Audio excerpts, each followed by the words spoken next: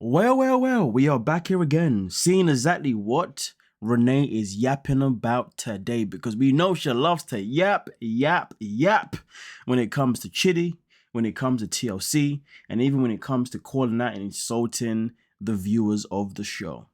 Now, she begins in this one here by saying, if you're a fan, welcome. If you're an enemy, you're basket ass off the internet and find something better to do than find me and harass me or others.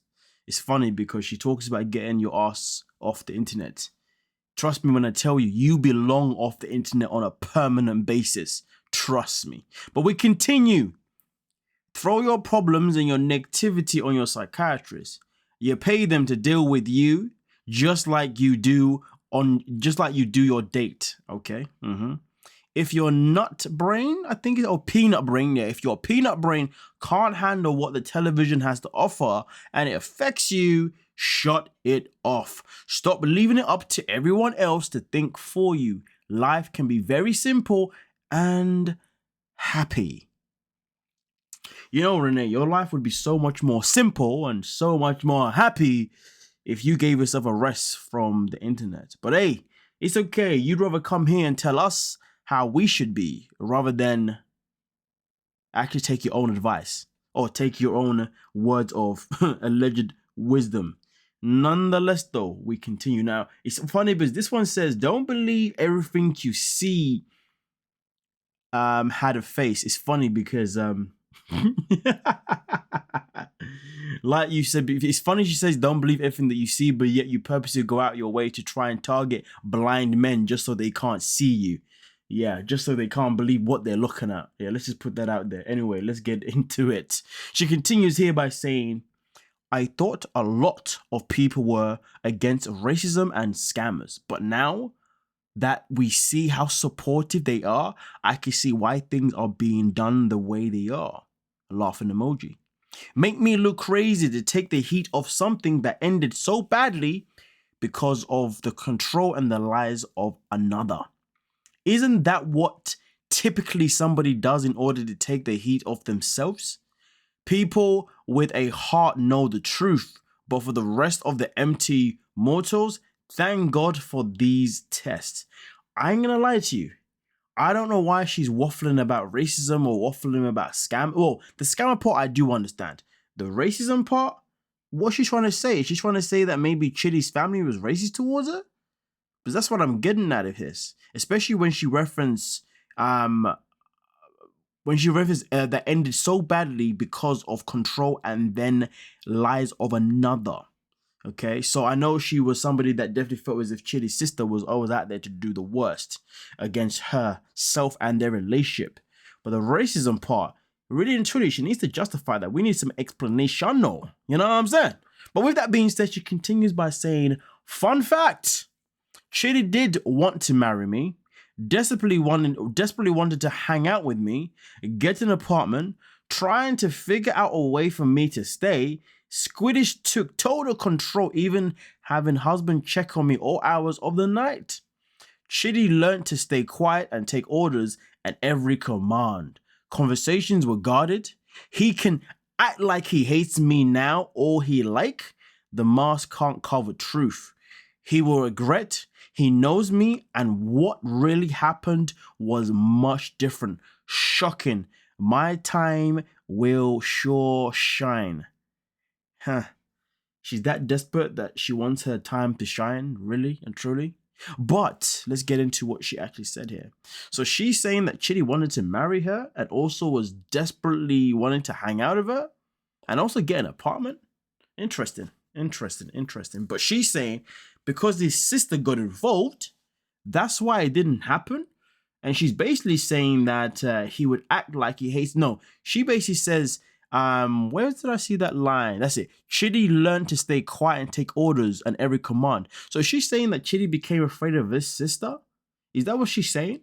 And also at the same time that Chidi's sister's husband would basically keep an eye on her when she was living there at the orders of her wife, of his wife, aka Chidi's sister. Interesting. I mean, listen, I'll put it this way. This is what I always say. If this is the true story, then why would you play to the cameras the way you did? In the story you guys gave us on the show, you know, the story was very plain and clear that Chidi did not want to desperately spend time with you or hang out with you or want to get in a apartment with you. Chidi was doing everything to avoid it. So here's the thing. If you're telling me that everything that he did was because of his sister, then why did you agree to that storyline? Or are you saying that you found this out after the storyline? Interesting. You know, I find it interesting when some cast members come out here and they say that this is the real of the story, but yet they were happy to portray the story that they portrayed. It's like, make it make sense.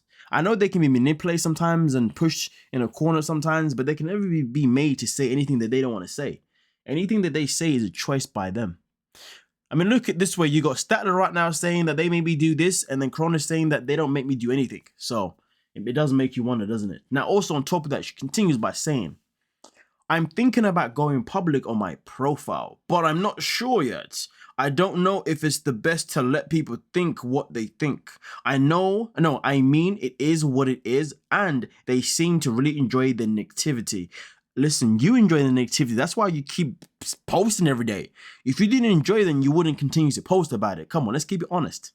She continues by saying, I only hope at the end of all of this, they show all the positive bloopers on my end. Okay. 90 Day doesn't do bloopers, to be fair, let alone positive. The things that I went through, the money I spent, and everything I did just for him, versus the psychotic endings and lies on their end. The false hope, though, can only be done can be done only by me. So basically, she's saying that it was TLC that basically manipulated her whole character on the show, and she's only hoping that they would do right by her by showing the positive side of her. Now, listen, don't get me wrong. We definitely know that TLC will definitely produce a show in a way that suits whatever narrative that they want to do. So that I'm not going to contest in any kind of way.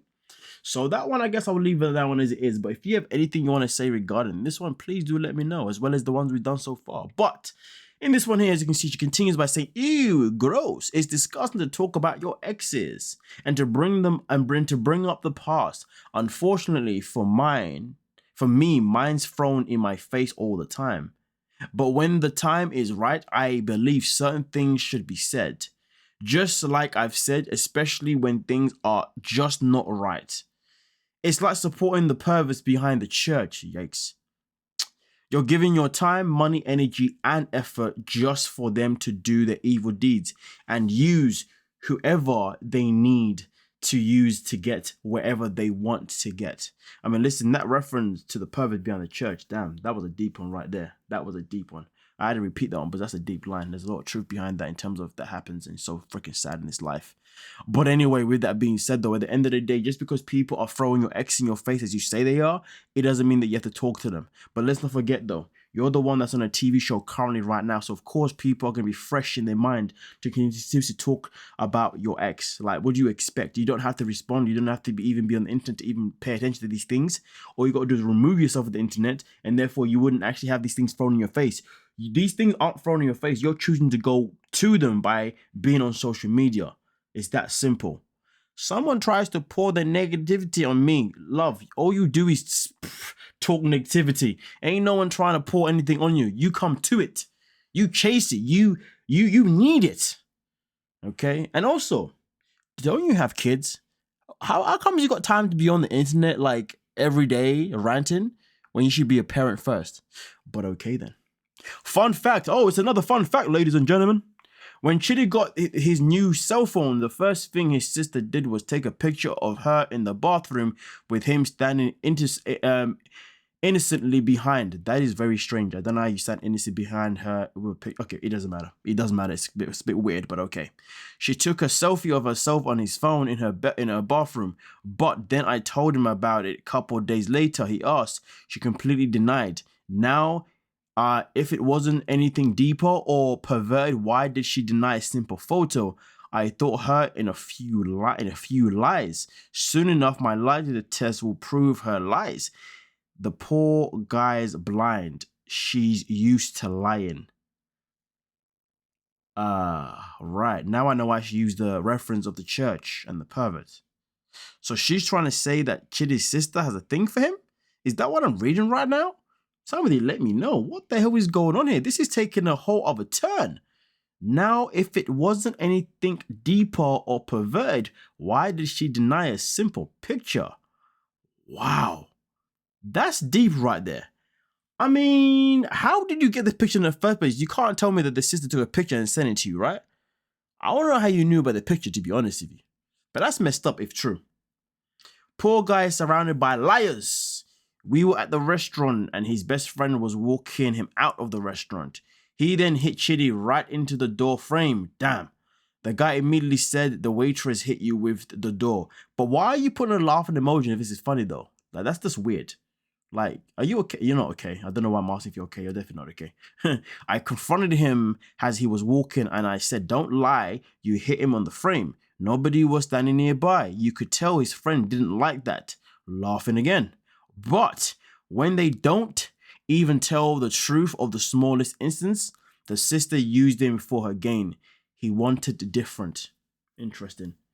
It's interesting how, she has a story, but you know what? It would have been interesting to see this story played out on screen, to be honest, if you're given that it's true. But this whole thing with the friend at the restaurant, basically, she's saying that the friend was basically happy to physically allow Chidi to kind of abuse himself or for him to abuse him, like, and not taking accountability. That's a very weird situation.